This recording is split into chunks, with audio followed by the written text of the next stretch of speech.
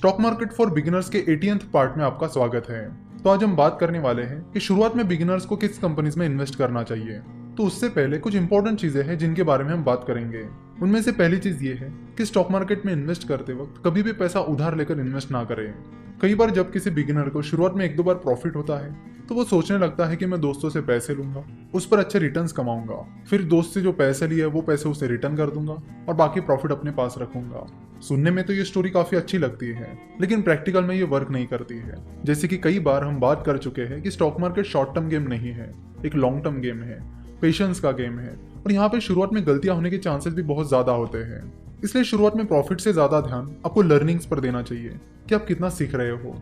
अगर आप stock market में नए हो और इन्वेस्टमेंट शुरू कर रहे हो तो शुरुआत में आपका फोकस ये नहीं होना चाहिए कि आज मैंने कितना प्रॉफिट कमाया, बल्कि ये होना चाहिए कि आज मैंने क्या सीखा। तो शुरुआत में लर्निंग्स पर फोकस करिए, अर्निंग पर नहीं। डेट यानी लोन एक बहुत बड़ा ट्रैप होता है, तो इसके चक्कर में आप कभी भी मत आइए।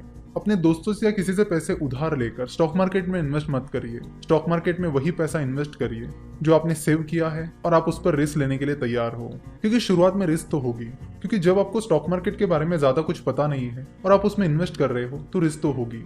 मिस्टर वॉरेन बफेट ने रिस्क को बहुत अच्छे से डिफाइन किया है। उन्होंने कहा है कि risk comes from not knowing what you are doing, यानी रिस्क तब आती है जब आपको पता नहीं होता कि आप क्या कर रहे हो। तो शुरुआत में जब आप स्टॉक मार्केट में इन्वेस्ट करते हो तब आपको स्टॉक मार्केट के बारे में ज्यादा कुछ पता नहीं होता, इसलिए वो रिस्क होती है। लेकिन जैसे जैसे आप चीजें समझने लगते हो, सीखने लगते हो, वैसे वैसे आपको पता चलता है कि आप क्या कर रहे हो और फिर वो जो रिस्क है वो कम होने लगती है। यानी जैसे जैसे आपको स्टॉक मार्केट इन्वेस्टमेंट का नॉलेज आने लगता है वैसे वैसे आप रिस्क को मैनेज करना सीख लेते हो। तो इन्वेस्टमेंट में ये बहुत इंपॉर्टेंट है कि आप कैसे अपनी रिस्क को मैनेज करते हो। तो अब बात करते हैं कि शुरुआत में आपको किन कंपनीज में इन्वेस्ट करना चाहिए। तो शुरुआत में आपको उन कंपनीज में इन्वेस्ट करना चाहिए जिनके बारे में आपको पहले से ही नॉलेज है। फॉर एग्जाम्पल स्टॉक एक्सचेंज पर बहुत सारी कंपनीज लिस्टेड है, BSE पर 5500 से ज्यादा कंपनीज लिस्टेड है और NSE that is national stock exchange पर 1600 से ज्यादा कंपनीज लिस्टेड है। सो अगर आप शुरुआत में उसमें से कोई रैंडम कंपनी उठा लेते हो, उसका एनालिसिस करते हो तो वो काफी डिफिकल्ट चीज हो जाएगी। सो बेहतर है कि शुरुआत में आप उन कंपनीज पर फोकस करिए जिनके बारे में आपको पहले से ही जानकारी है, जिनकी फ्यूचर ग्रोथ को आप आसानी से प्रेडिक्ट कर सकते हो। फॉर एग्जाम्पल आप में से बहुत सारे लोग रॉयल एनफील्ड को जानते हैं, आप में से बहुत सारे लोग उसे चलाते भी होंगे। तो अगर आपको रॉयल एनफील्ड के बारे में डिटेल जानकारी है, आपको उसके सारे फीचर्स के बारे में पता है, तो आप पता कर सकते हो कि उसकी डिमांड आने वाले टाइम में बढ़ेगी या कम होगी, उसकी फ्यूचर ग्रोथ कैसे रहेगी। ऑब्वियसली उसके लिए आपको एनालिसिस भी करना पड़ेगा, लेकिन यहाँ पर इंपॉर्टेंट चीज ये है कि आपको पहले से ही रॉयल एनफील्ड के बारे में बहुत सारी जानकारी है। सो अगर आपको लगता है कि रॉयल एनफील्ड आने वाले टाइम में बूम करने वाली है तो पहली चीज आपको देखनी होगी कि रॉयल एनफील्ड की पेरेंट कंपनी कौन है। तो रॉयल एनफील्ड की पेरेंट कंपनी का नाम है आइशर मोटर्स। अब आपको ये देखना होगा कि रॉयल एनफील्ड आइशर मोटर में कितना कंट्रीब्यूट करती है, यानी आइशर मोटर का जो टोटल रेवेन्यू है उसमें रॉयल एनफील्ड का कंट्रीब्यूशन कितना है।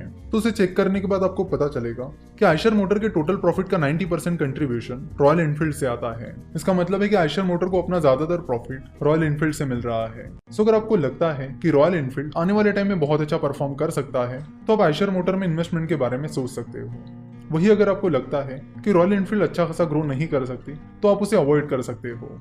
फॉर एग्जाम्पल अगर आपको लगता है कि रिसेंटली जावा मोटर्स आई है जो रॉयल एनफील्ड को अच्छी खासी कंपटीशन दे रही है, साथ ही रॉयल एनफील्ड का रिसेंट परफॉर्मेंस थोड़ा खराब रहा है, तो इनकी वजह से अगर आपको लगता है कि रॉयल एनफील्ड अच्छा परफॉर्म नहीं कर पाएगी तो आप उसे स्किप कर दीजिए। तो इस तरह जिन जिन कंपनीज के प्रोडक्ट्स की आपको जानकारी है उनका एनालिसिस आप कर सकते हो, जिससे होगा ये कि आपको एनालिसिस करना आसान हो जाएगा।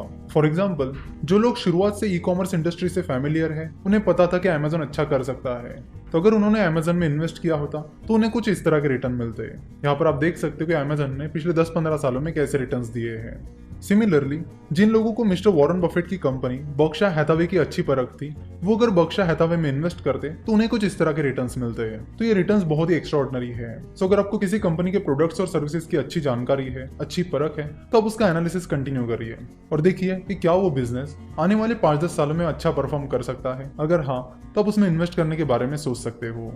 Successful investor mister Rajiv Khanna इसी फिलॉसफी को यूज करके इन्वेस्टमेंट करते हैं। मिस्टर राजीव खन्ना अपनी वाइफ डॉली खन्ना के नाम पर इन्वेस्टमेंट करते हैं।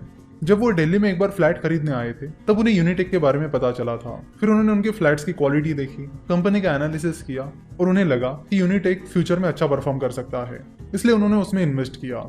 उसमें इन्वेस्ट करके उन्हें 25,000% का रिटर्न मिला। बाद में जब रियल एस्टेट सेक्टर में प्रॉब्लम्स आने लगे और यूनिटेक प्रॉब्लम में फंसने लगी तो उन्हें लगा कि यूनिटेक यहाँ से आगे अच्छा परफॉर्म नहीं कर सकती और फिर उन्होंने यूनिटेक से एग्जिट ले ली। तो वो यूनिटेक में तब तक इन्वेस्टेड रहे जब तक उन्हें भरोसा था कि कंपनी अच्छा परफॉर्म करेगी। जैसे उन्हें लगा कि कंपनी यहाँ से आगे अच्छा परफॉर्म नहीं कर सकती, उन्होंने कंपनी से एग्जिट ले ली थी।